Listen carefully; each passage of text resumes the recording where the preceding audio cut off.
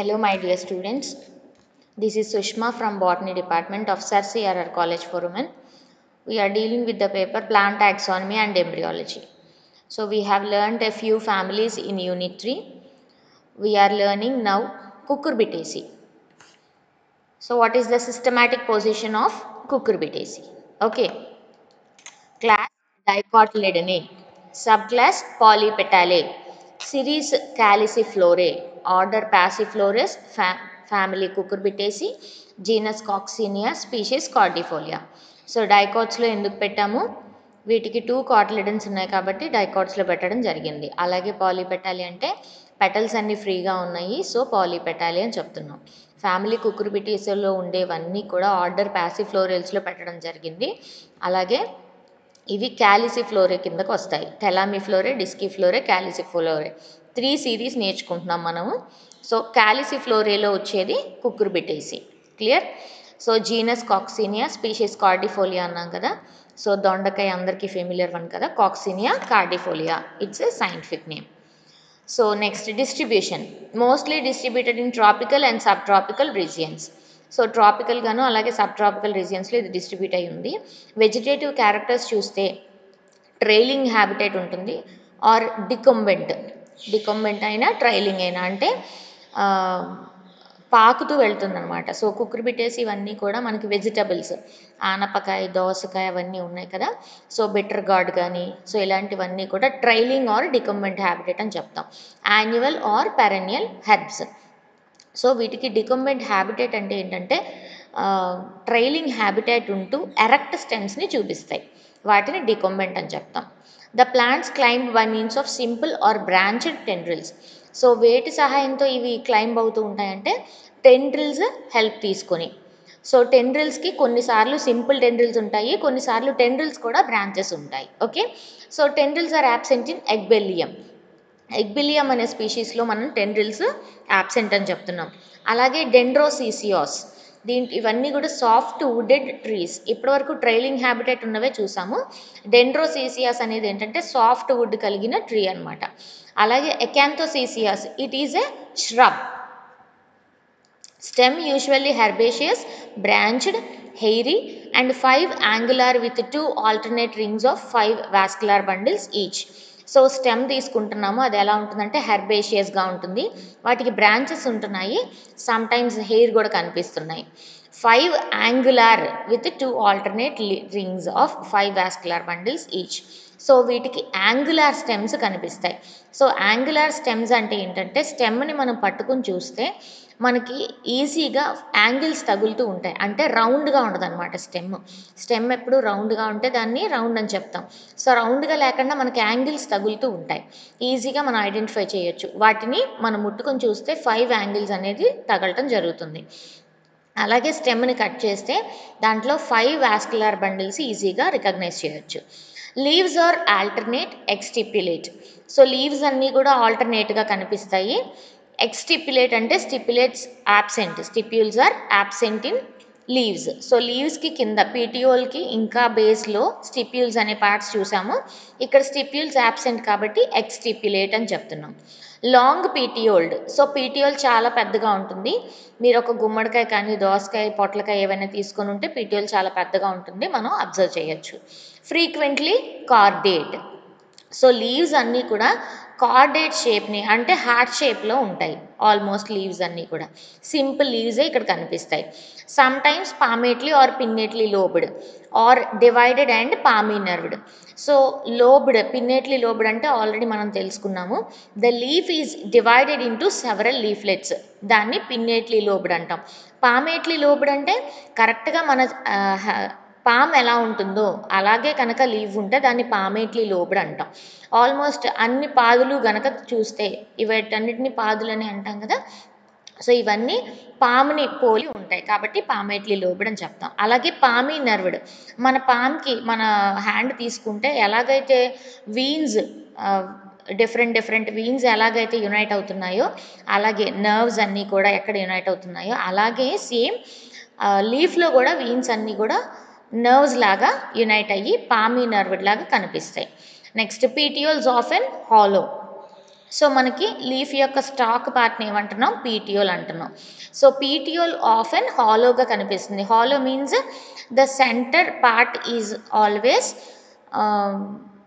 hollow means there is a space, there is a vacuum space present in the petiole. It is called a hollow space. Next, this is the picture of Coccinia grandis. ఒకసారి చూడండి, ఈ పిక్చర్లో కనుక మనం చూస్తే twig with flowers first one. So ఈ ట్విగ్లో ఈ leaf ఎలా కనిపిస్తుంది, సో వీన్స్ అన్నీ కూడా పామి నెరవడ్ అని చెప్పచ్చు. ఇక్కడ పీటియోల్ తీసుకోండి, వీటిని మనం టెండ్రిల్స్ అంటాము. టెండ్రిల్స్ సహాయంతో ఇవి పైకి ఎక్కుతాయని చెప్తున్నాం కదా, సో ఇవన్నీ కూడా టెండ్రిల్స్ అనమాట. సో నెక్స్ట్ లీవ్స్ యొక్క పీటియోల్ హాలోగా ఉంది, ఈ మధ్యలో ఖాళీ స్పేస్ కనిపిస్తుంది కదా. అలాగే flowers, so flowers with twig అనమాట. నెక్స్ట్ సెకండ్ వన్, ఇది కూడా twig, so twig with flowers. Third one leaf and tendril. This is the third. This is a leaf and this is a tendril beside the leaf. Next, male flower LS. So fourth one ganaka తీసుకుంటే LS తీసుకుంటున్నారు. Lateral section, longitudinal section of male flower. Male ఫ్లవర్లో absolutely ఏముంటుంది, androecium మాత్రమే ఉంటుంది. So stamens అన్నీ ఇక్కడ unite అయిపోయినాయి, సింజినీషియస్ stamens అని చెప్తాం. నెక్స్ట్ ఫీమేల్ ఫ్లవర్, సో 5 ఇది వచ్చేసి ఫీమేల్ ఫ్లవర్ అని చెప్తున్నారు. Next sixth one, there is a fruit of Coccinea grandis. Next floral characters చూస్తే inflorescence is mostly axillary and bears a solitary female flower. So axis పొజిషన్లో ఉండొచ్చు inflorescence, అలాగే single female flower కూడా సాలిటరీగా axis పొజిషన్లో కనిపించవచ్చు. Male flowers may be solitary or in the form of racemes. So racemose inflorescence అని చెప్తాం కదా. Racemose inflorescence అంటే ఏంటి, the apical part ends with a flower, దాన్ని రెసిమోస్ ఇన్ఫ్లోరసెన్స్ అంటాం. Okay, so raceme inflorescence corymb or panicles, ఇక్కడ ఏదైనా కనిపించవచ్చు. కోరింబ్ అనేది కనపడవచ్చు, పానికిల్ ఇన్ఫ్లోరసెన్స్ కూడా ఇక్కడ కనిపిస్తుంది. The plants are monoecious in Coccinea. Coccinea అంటే ఏం చెప్పాము, దొండకాయ అని చెప్పాం కదా. సో దాంట్లో మోనోయిషియస్ కండిషన్ కనబడుతుంది. అంటే ఏంటి, మేల్ ఫ్లవరు ఫీమేల్ ఫ్లవర్ విడివిడిగా ఉంటాయి. Next dioecious condition. Dioecious condition అంటే మోమర్డికా క్యారెన్షియా, అంటే కాకర బిటర్ గాడ్లో కనిపిస్తుంది. అంటే male and female reproductive parts are in the same flower. It is seen in Momordica charantia. Flowers are yellow or white, unisexual, actinomorphic, pentamerous and epigynous. So flowers కనుక చూస్తే yellow కలర్లో కానీ white కలర్లో కానీ ఉంటాయి. యూనిసెక్షువల్, ఇప్పుడే కాక్సినియా గురించి చెప్పుకున్నాం కదా, male and female flowers are different. Actinomorphic means ఎప్పుడు మనం ఫ్లవర్ని ఎటువైపు నుంచి కట్ చేసినా 2 ఈక్వల్ హాఫ్స్ ఇస్తే దాన్ని యాక్టినోమార్ఫిక్ అంటాం. నెక్స్ట్ పెంటామిరస్, సో 5 పెటల్స్ ఉన్నాయి కాబట్టి దాన్ని పెంటామిరస్ అని చెప్తున్నాం. ఎపిగైనస్ అంటే సుపీరియర్ ఓవరీ, ఓవరీ పైన ఉంటుంది. అనదర్ పార్ట్స్ అన్నీ కూడా ఫ్లోరల్ పార్ట్స్ గైనేషియం కింద నుంచి వస్తాయి, that is called epigynous. The thalamus forms a cup above the ovary. So thalamus ఏం ఫామ్ చేస్తుంది, ఒక కప్ షేప్ని ఫామ్ చేస్తుంది. ఇక్కడ చూడండి, thalamus forms a cup. So ఇది కప్ కనబడుతుంది కదా, థెలామస్ అంతా కూడా ఒక కప్ షేప్ని ఫామ్ చేయడం జరుగుతుంది ఇక్కడ. Next one calyx, 5 sepals forming a tube wholly adnate to the ovary in female flowers. So female ఫ్లవర్స్లో కనుక చూస్తే 5 సెపల్స్ అన్నీ ఒక ట్యూబ్ని, అన్నీ కూడా అడ్నేట్ అయిపోయి ఉంటాయి. కొన్నేషన్ అడ్నేషన్ అని 2 వర్డ్స్ చెప్పుకున్నాము. కొన్నేషన్ అంటే వాటిలో అవే అటాచ్ అవుతాయి, అడ్నేషన్ అంటే పక్కనున్న ఫ్లోరల్ పార్ట్కి అటాచ్ అవుతుంది. సో ఇక్కడ అడ్నేషన్ అంటున్నారు. దేనికి అడ్నేట్ అవుతుంది, సెపల్స్ అన్నీ ఓవరీకి అటాచ్ అయిపోతున్నాయి, దాన్ని అడ్నేషన్ అని చెప్తున్నాం. ఈస్టివేషన్ వచ్చేసి ఇంబ్రికేట్ ఆర్ వాల్వేట్ ఈస్టివేషన్ ఇక్కడ కనిపిస్తుంది. Next corolla, 5 petals united to form a tube. So ఒక ట్యూబ్ లైక్ కొరల్లా ఇక్కడ చూడొచ్చు మనం. సో ఇక్కడ చూడండి, కేలిక్స్ అన్నీ కూడా యునైట్ అయిపోయినాయి, అలాగే కొరల్లా ఒక ట్యూబ్ లైక్ ఫార్మేషన్ని చూపిస్తుంది. Okay, next corolla is campanulate. So ఇలాంటి కొరల్లాని మనం ఏమంటున్నామంటే కంపాన్యులేట్ అంటున్నాం. దాన్నే సాల్వర్ షేప్డ్ ఆర్ రొటేట్ అని కూడా అంటాం. సాల్వర్ షేప్డ్ రొటేట్ కొరల్లా ఎక్కడ కనబడుతుందంటే కుకిమిస్ అంటే దోసకాయ. అలాగే కంపాన్యులేట్ కొరల్లా మనం ఇప్పుడు కాక్సినియాలో చూసాము. Next petals are white or yellow in colour. So already చెప్పుకున్నాం మనం, వైట్ కానీ ఎల్లో కలర్లో కానీ ఉంటాయి. Petals are free in Trichosanthes and Luffa. So Luffa cylindrica అందరికీ తెలుస్తుంది, నేతి బీరకాయ. అలాగే మామూలు బీరకాయ కూడా లుఫా ఎక్యుటాంగులా. సో ఇవి రెండు కూడా పెటల్స్ ఫ్రీగా కనిపిస్తాయి ఇందులో. Next androecium. Stamens are present only in male flowers. So male flowers అనగానే దాంట్లో ఆండ్రోయిషియం ఒక్కటే కనబడుతుంది. In female flowers it is represented by staminodes. So female flowers కనుక తీసుకుంటే అందులో స్టేమెన్స్ అన్ని మోడిఫై అయిపోయినాయి, దాన్ని ఏమంటున్నాం అంటే స్టామినోడ్స్ అంటున్నాం. The androecium shows much variation. ఆ వేరియేషన్ అనేది ఎలా కనబడుతుంది? ఫెవిలియా స్పీషీస్ తీసుకుంటే 5 ఫ్రీ స్టేమెన్స్ ఉంటాయి, అన్నీ కూడా డైథీకస్ యాంథర్స్ కనిపిస్తాయి. అదే లుఫా సిలిండ్రికాలో అయితే 5 స్టేమెన్స్ మోనోథీకస్ యాంథర్స్ని చూపిస్తాయి.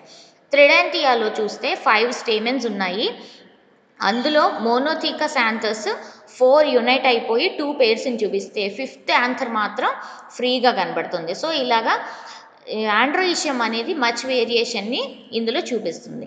సో కుకుర్బిటా తీసుకున్నాము, దాంట్లో 3 స్టేమెన్స్ ఉన్నాయి, ఒకటి మోనోథీకస్, 2 డైథీకస్ యాంథర్స్. అలాగే యాంథర్స్ కొన్నిట్లో స్పైరల్గా ట్విస్ట్ అయిపోయి ఉన్నాయి, ఫిలమెంట్స్ బికమ్ కొన్నేట్ అంటే వాటిలో అవే అటాచ్ అయిపోయి ఉంటున్నాయి. In Sicyos filaments are united into a column. So ఈ ఫిలమెంట్స్ అన్నీ యునైట్ అయిపోయి ఒక కాలం లాగా ఫామ్ చేస్తుంది. సో ఇక్కడ మనం చూస్తే కనుక దగ్గరకు వచ్చేసి ఉన్నాయి చూడండి, యాంథర్స్ అన్నీ కూడా ఇక్కడ యునైట్ అయిపోయినాయి. సో ఇక్కడ కూడా యునైట్ అయిపోయినాయి, వీటిని సింజినేషియస్ స్టేమెన్స్ అని కూడా అంటాం, కలిసిపోయినాయి కాబట్టి. Next gynoecium. Present only in female flowers. So ఇందులో కార్పెల్స్ ఎన్ని ఉన్నాయి? 3 కార్పెల్స్, అవి కూడా సింకార్పస్ అంటే అటాచ్ అయిపోయి ఉన్నాయి. వీటిలో ఇన్ఫీరియర్ ఓవరీ కనబడుతుంది. Parietal placentation and unilocular ovary. So parietal placentation అంటే ఆల్రెడీ చెప్పుకున్నాము, సర్ఫేస్ మొత్తానికి లోపలికి అటాచ్ అయినట్టుగా కనిపిస్తాయి, దాన్ని పెరేటల్ ప్లాసెంటేషన్ అంటాం. ఇక్కడ యూనిలాక్యులర్ ఓవరీ కనిపిస్తుంది. Many anatropous ovules. So anatropous అంటే ఏంటి? ఇన్వర్టెడ్, కంప్లీట్లీ ఇన్వర్టెడ్ ఓవ్యూల్ని మనం అనాట్రోపస్ ఓవ్యూల్స్ అని చెప్తాం. The style is 1 with 3 stigmas. So style క్లియర్గా 1 ఉంటుంది, దానిపైన 3 స్టిగ్మాస్ అనేవి కనిపిస్తాయి. Next fruit. Fleshy berry with soft or hard pericarp. So soft pericarp అన్నిట్లోనూ కనిపిస్తుంది. ఇక్కడ టైప్ ఆఫ్ ఫ్రూట్ని బెర్రీ అని చెప్తాము. హార్డ్ పెరికార్ప్ ఎందులో చూస్తామంటే గుమ్మడికాయలో హార్డ్ పెరికార్ప్ అనేది చూస్తాం. ఇక్కడ type of fruit pepo.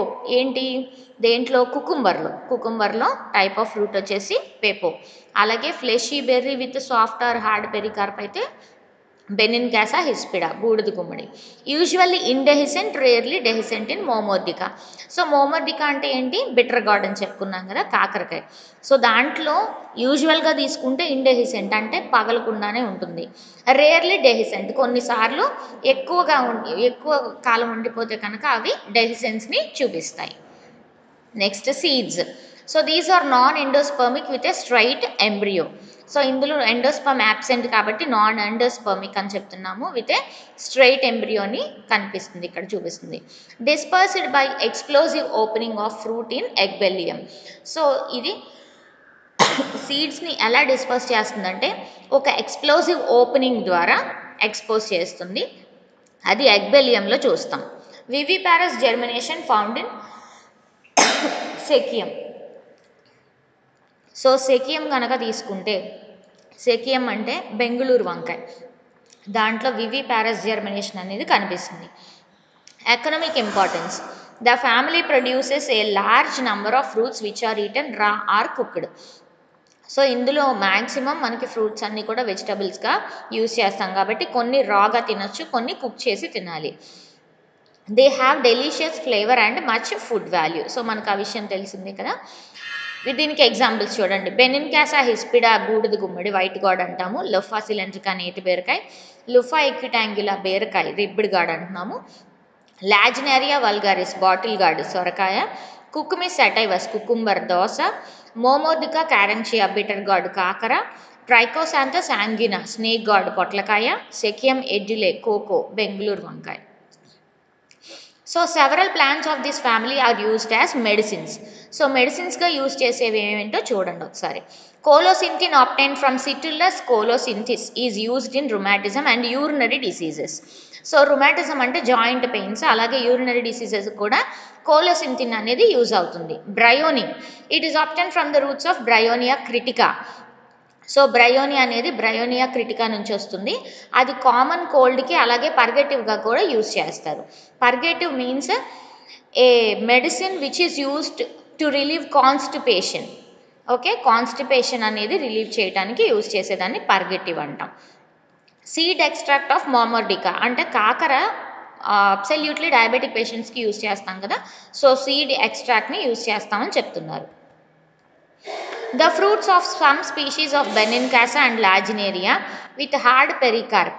So మనం గుమ్మడి తీసుకుంటే కనుక చాలా హార్డ్గా పెరికార్ప్ ఉంటుంది కాబట్టి వాటిని మ్యూజికల్ ఇన్స్ట్రుమెంట్స్ తయారు చేయడానికి అలాగే డెకరేటివ్ ఆర్టికల్స్ తయారు చేయడానికి కూడా యూజ్ చేస్తున్నారు.